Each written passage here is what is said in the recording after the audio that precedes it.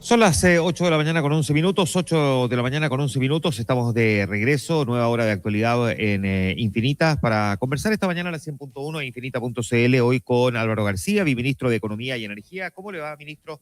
Muchas gracias por Muy estar con bien, muy buenos días, Juan Manuel. Ministro o biministro, como usted prefiera. Voy a partir preguntándole por eso. Ya estamos en el análisis, no en el final de este gobierno. Con la posibilidad de hacer un balance en términos del biministerio, ¿qué sentido estratégico siente usted que tuvo finalmente en la práctica fusionar economía y energía bajo una sola conducción? A ver, yo creo que fue una decisión coyuntural debido al problema tarifario que se generó. Sin embargo, hay algunas tareas que permanentemente se desarrollaron de manera conjunta entre energía y economía. Destaco la política de hidrógeno verde que dirigió el ministro de Energía, pero que tuvo una plataforma de apoyo en el Ministerio de Economía muy significativa.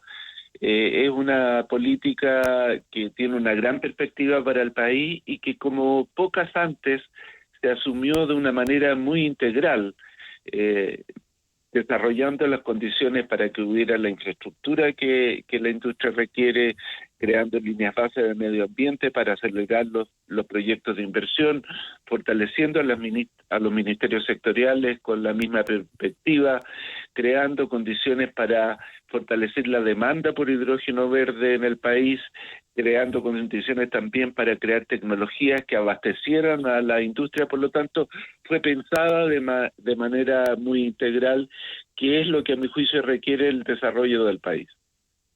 Ya, perfecto. Ahora, ministro, déjeme preguntarle si el modelo de biministerio siente usted que en estricto rigor facilitó la coordinación o al menos ayudó de alguna manera a enfrentar esa coyuntura que usted describe, o por el contrario pudo haber generado una sobrecarga de gestión. A ver, yo creo que tiene mucho sentido repensar la estructura de los ministerios en Chile. No, así como primera idea, no necesariamente funcionaría energía con economía. Energía es un ministerio fundamentalmente regulador, y con tareas muy parecidas a la regulación de otros servicios de utilidad pública, como en los servicios sanitarios, de telecomunicaciones. Creo que ese ámbito tiene mucho más en común que las tareas del Ministerio de Energía y de Economía. Ministro, ¿qué ajustes estructurales entonces usted recomendaría al próximo gobierno en esta materia? A ver, yo creo que el próximo gobierno lo mejor es que parta, como por lo demás lo está haciendo, con la estructura actual de los ministerios, subirse al carro del sector público, particularmente para autoridades que no han tenido experiencia pública previa. Creo que es mejor hacerlo con la institucionalidad existente y desde allí pensar modificaciones. Creo que crear un gran Ministerio de Desarrollo Productivo que involucre a todos los sectores, algo atractivo. Crear un ámbito regulatorio común también lo es, pero en lo inmediato creo que la tarea es gestionar bien lo que hay.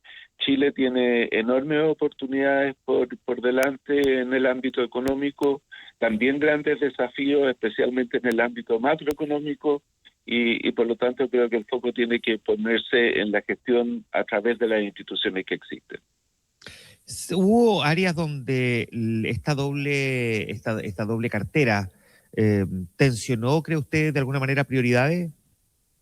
No creo. También tiene que ver con el hecho de que fue un periodo relativamente breve de tiempo. El Ministerio de Economía estaba muy bien organizado, tenía muchas tareas claramente definidas, cómo concluirlas. El Ministerio de Energía requirió más atención por las condiciones de la coyuntura, pero creo que fue perfectamente manejable.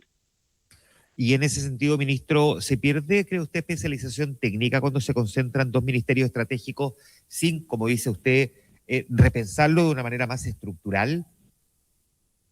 No creo que haya ocurrido. en gran medida por la capacidad de los equipos técnicos que ambos ministerios tienen, pero no es algo que yo recomendaría mantener. Como señalaba al principio, sí creo que es conveniente repensar la arquitectura del Estado, pero no necesariamente fusionar economía con energía. Y ministro, déjeme llevarlo ahora al balance propiamente tal en su rol, ¿no? Eh, ¿Cuál considera, si tuviera que decirlo de alguna manera, su principal logro en política económica sectorial? Le pregunto como ministro de Economía en este caso. Bueno, el Ministerio de Economía tiene como rol fundamental fortalecer la inversión, que es la palanca del crecimiento económico, y creo que en ese sentido han habido resultados muy positivos. Por un lado, hemos logrado tasas de inversión muy altas, más altas que en el pasado. El año pasado, según la Corporación de Bienes de Capital, tuvo el mayor nivel de inversión en proyectos concretos que se haya registrado. También se proyecta una muy alta inversión, un poquito menor para el presente año, y por lo tanto se deja una condición para crecer más rápido, significativamente mayor que la que tenía. Pero algo a destacar es que no solo se ha promovido la inversión a través de gestiones concretas, fuera de Chile, atrayendo inversión extranjera, que aumentó también muy significativamente, facilitando a través de la ley de permisos sectoriales la agilización en la materialización de los proyectos de inversión, sino que también se han pensado de manera más integral, como recién lo señalaba en el caso de hidrógeno verde. Lo mismo se ha hecho a través de la creación de centros tecnológicos en muchas regiones del país para fortalecer sus capacidades productivas. Se han creado planes específicos también de desarrollo para ciertas regiones, particularmente las que tenían mayores desafíos, como fue el caso del cierre de Huachipato en Biobío y el impulso que se dio, que permitió que prácticamente no se sintiera el gran efecto que se proyectaba por el cierre de Huachipato. Creo que el foco que se ha puesto en la inversión, visto desde una manera integral, es lo que el país necesita, y los resultados han sido muy positivos. Ministro, ¿qué política siente usted que quedó pendiente o incompleta? A mí me hubiese gustado crear más acuerdos nacionales que permitieran proyectar las políticas públicas a través de los ciclos políticos. El caso que mencionaba de hidrógeno verde es muy evidente en ese sentido. Chile tiene una enorme oportunidad allí, pero hemos visto que la demanda internacional por hidrógeno verde se ha desfasado en el tiempo. Por lo tanto, nuestra estrategia nacional convenida transversalmente ha puesto el énfasis en partir esta industria a través de la demanda nacional. Y eso no solo ha ocurrido en Chile, también ha ocurrido en el resto de los países del mundo. Las proyecciones de demanda por hidrógeno verde, en el 75% de lo que se va a demandar va a ser demandado al interior de los países que lo producen. Y para lograr eso, hace ya un tiempo hay un proyecto de ley en el Congreso que es consensual con la industria del hidrógeno verde, pero que no ha generado los consensos políticos requeridos para implementarlo, y que es crucial para el futuro de la industria.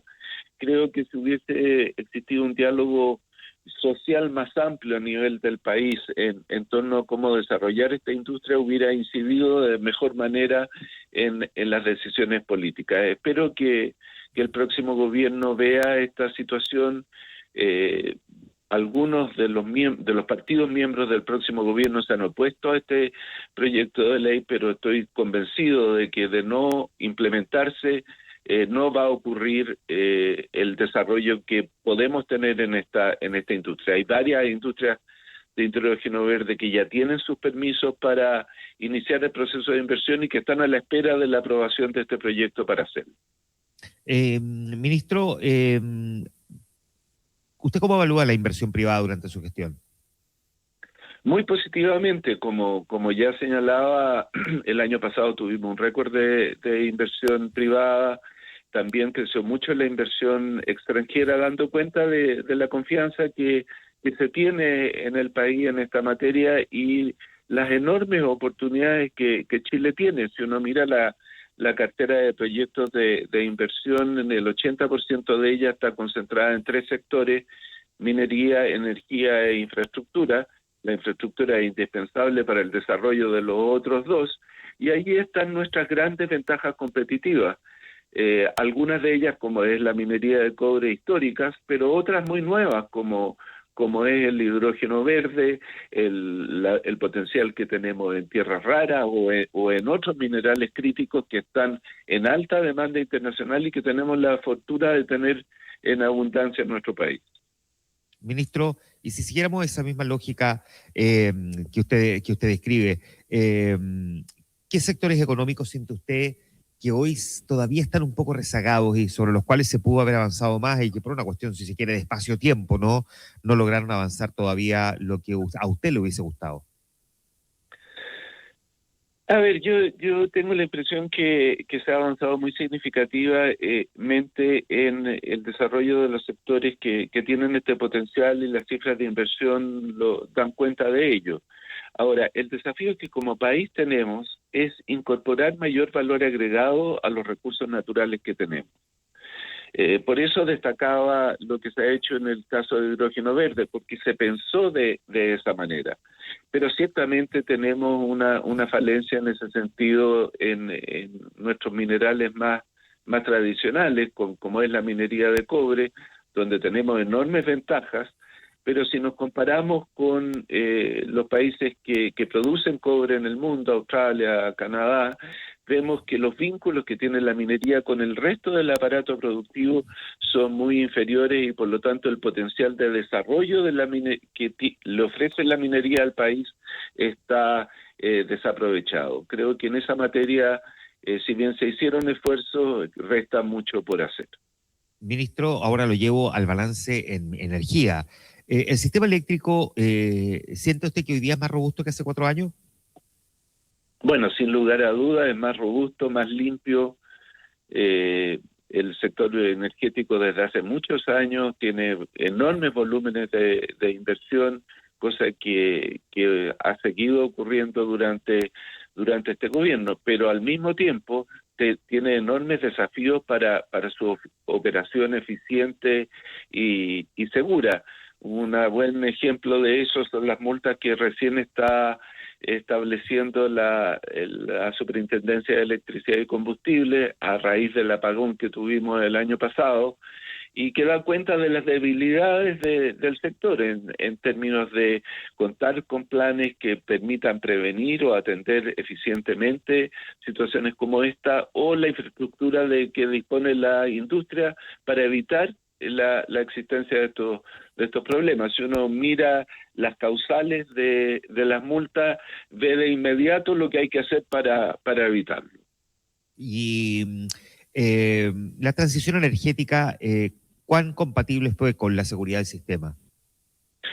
Bueno, sí, es muy compatible, y probablemente ese es el terreno donde más rápidamente se ha avanzado, porque por primera vez en la historia de Chile tenemos la oportunidad de autoabastecernos de energía. Hoy día el 70% de la energía que consumimos los chilenos proviene de fuentes nacionales, renovables y limpias.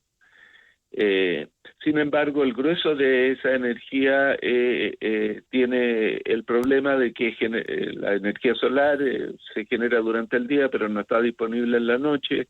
La eólica tiene las mismas falencias, por lo tanto, contar con sistemas de respaldo con energía fósil era indispensable, pero también era necesario crear capacidad de almacenamiento de energía. Y eso es lo que ocurrió de manera muy significativa en este gobierno, haciendo viable la expansión de las energías renovables no convencionales con el abastecimiento seguro durante las 24 horas del día. Ministro, la política energética, ¿siente usted que logró dar señales claras al mercado? Sin duda por la orientación que ha tenido la inversión, que se ha destinado casi en un 100% a aprovechar el potencial de nuestras energías limpias. Sin embargo, creo que hay mucho terreno que hacer en eso para la operación eficiente del sistema. El sistema regulatorio chileno ya tiene como en su base desde hace ya más de 30 años la operación de una empresa modelo que orienta las inversiones del sector privado. Creo que nos beneficiaríamos mucho de escuchar mejor las sugerencias que tiene el propio sector privado para introducir mayor seguridad y eficiencia en el sistema y que éste pueda realizar inversiones que la autoridad, por supuesto, reconozca y autorice y regule, pero que provengan del conocimiento del sector privado, cuestión que el actual sistema regulatorio no lo permite. Tenemos que avanzar también a un sistema más inteligente, contar con medidores inteligentes que le permita al sector conocer mejor la operación y que le permita también al cliente usar la energía a las horas más baratas y de manera más efectiva para ellos sería un beneficio para todos. Inmediatamente después de haber atendido la urgencia de las tarifas que tuvimos en octubre del año pasado, creamos un comité de expertos para identificar los cambios regulatorios que el país requiere y constatamos que existe un enorme consenso en cuáles ellos deben ser. Tenemos una propuesta concreta para heredarle al próximo gobierno que esperamos la lleve a cabo. Ministro, déjeme llevarlo ahora digamos, el debate, ¿no?, que se ha generado a partir de la información que conocemos sobre este cable submarino entre China y Chile. Desde el punto de vista económico, le pregunto en esa calidad, ¿qué impacto real tendría el cable en la competitividad digital del país?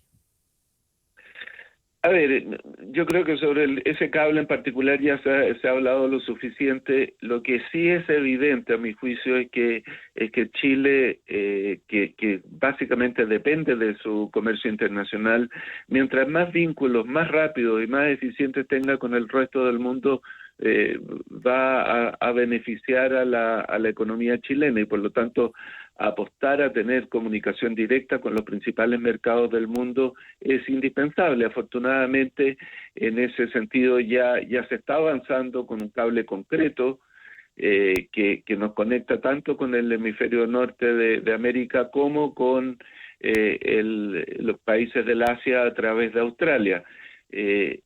Esa tendencia que ya se ha iniciado hay que mantenerla más allá de qué cable utilizamos, pero tener la conexión es indispensable. Ya, ¿cree usted que pudo haber sido un error en ese sentido subestimar la dimensión geopolítica de un proyecto de esta naturaleza entonces?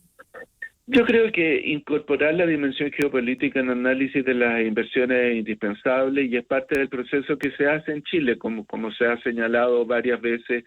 La admisibilidad técnica desde la perspectiva de las telecomunicaciones es una de las variables que el país considera y hay otras tantas, entre ellas la geopolítica que también se considera al aprobar proyectos de inversión. Sin duda eso tiene que mantenerse.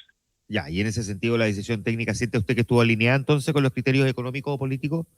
O sea, la decisión técnica es una de las variables a considerar y la dimensión geopolítica es otra. Esa es una dimensión que no llegó a analizarse en el caso del cable chino porque restaban procesos pendientes. Por eso que el cable no tenía una autorización para operar. Eh, por último, para no continuar, o sea, para poder avanzar en otros temas antes que se nos vaya el tiempo, ¿no? Pero, ¿cuánto cree usted que afecta el impasse con Estados Unidos en la atracción de inversión tecnológica a partir de este episodio? Estados Unidos ha sido un socio comercial e inversionista en Chile por muchísimas décadas. Creo que conocen muy bien el país y no se van a dejar confundir por una cosa más bien episódica. Si miramos la cartera de proyectos de inversión extranjera, veremos que esta ha crecido como en muchos años no ha ocurrido y Estados Unidos sigue siendo un fundamental aportante a esos proyectos de inversión. De hecho, el segundo más grande después de Canadá. Por lo tanto, no creo que vayan a haber dificultades en esa materia. Acabamos de recibir la información de la Corporación de Bienes de Capital sobre futuros proyectos de inversión. Vuelve a crecer después de haber crecido 20% durante el año pasado. Por lo tanto, la confianza y el interés en invertir en Chile sigue, creo, extraordinariamente vigente y más fuerte que lo que había ocurrido en años anteriores. ¿Siente usted, ya más allá de este caso puntual, que se puede separar en los tiempos que corren comercio y geopolítica en el mundo actual? Creo que son dos consideraciones que deben ir de la mano sin lugar a dudas por las fuertes tensiones que existen a nivel internacional y que la estamos viviendo cotidianamente. Eh, Afortunadamente Chile cuenta con una institucionalidad muy sólida en esta materia y hemos logrado compatibilizar bien los conflictos que existen a nivel internacional, conseguir siendo un país fuertemente atractivo para la inversión extranjera. Eh, Mientras mantengamos el curso de acción que hemos tenido, no preveo dificultades, pero ciertamente las consideraciones geopolíticas adquieren más importancia hoy día que las que tuvieron en el pasado. Y en ese sentido, ¿qué rol cree usted que debería jugar economía en decisiones estratégicas que tienen que ver con soberanía tecnológica? Bueno, economía tradicionalmente ha tenido un rol muy fundamental en atraer y en aprobar inversión extranjera. Ujú. Eh, en mi periodo anterior en el Ministerio de Economía teníamos una reunión de trabajo regular con el Ministerio de Hacienda y el Banco Central para analizar la cartera de proyectos de inversión. Creo que esa práctica debe recuperarse y extenderse a otros sectores que provean una mirada distinta, más bien desde la geopolítica, como pudiera ser el Ministerio de Defensa. Ya. Ministro, finalmente, ¿qué mensaje le deja usted a su sucesor en términos de los desafíos que se vienen por delante? Bueno, en el caso del Ministerio de Economía, como ya señalaba, hay una enorme cantidad de tareas en curso. Y terminar de implementar la ley de permisos sectoriales es muy importante y muy prioritario para el gobierno que viene. Aprovechar en plenitud una institucionalidad nueva que se creó en este gobierno, que es el Programa de Desarrollo Productivo Sostenible. Creo que es uno de los grandes aportes que el gobierno deja al futuro y que dice relación con esta mirada integral que tenemos que tener para el desarrollo de nuestros sectores productivos más competitivos. Abandonar la mera explotación de recursos naturales y aprovechar esa potencialidad para crear industria en torno a ellos, que es lo que ha buscado hacer el Programa de Desarrollo Productivo Sostenible, algo que a mi juicio es indispensable de hacer. Y en el caso del Ministerio de Energía, creo que vamos a dejarle resuelto los problemas más gruesos que tenía el sector, muy particularmente el efecto que tuvo el congelamiento tarifario en Chile, que también ocurrió en muchos países del mundo, pero hay muy pocos países que pueden decir que ya generaron las condiciones para dejar resuelto este problema, y en Chile eso ya ocurrió. Por lo tanto, el desafío, a mi juicio, es asumir las reformas regulatorias que el sector eléctrico quiere, y le vamos a dejar una agenda de trabajo muy concreta en esa línea. Bien, pues, ministro, le agradecemos muchísimo el haber conversado esta mañana con nosotros. Muchas gracias, ministro. Gracias a ustedes, que tengan un buen día. Álvaro García, viceministro de Economía y Energía, conversando esta mañana con nosotros en el Ahora es Cuando. 8:35. La penúltima canción que cantaron anoche Jess y Joy en el Festival de Viña del Mar, en la tercera jornada de esta edición. Nosotros recordando, digamos, lo que ocurrió anoche en el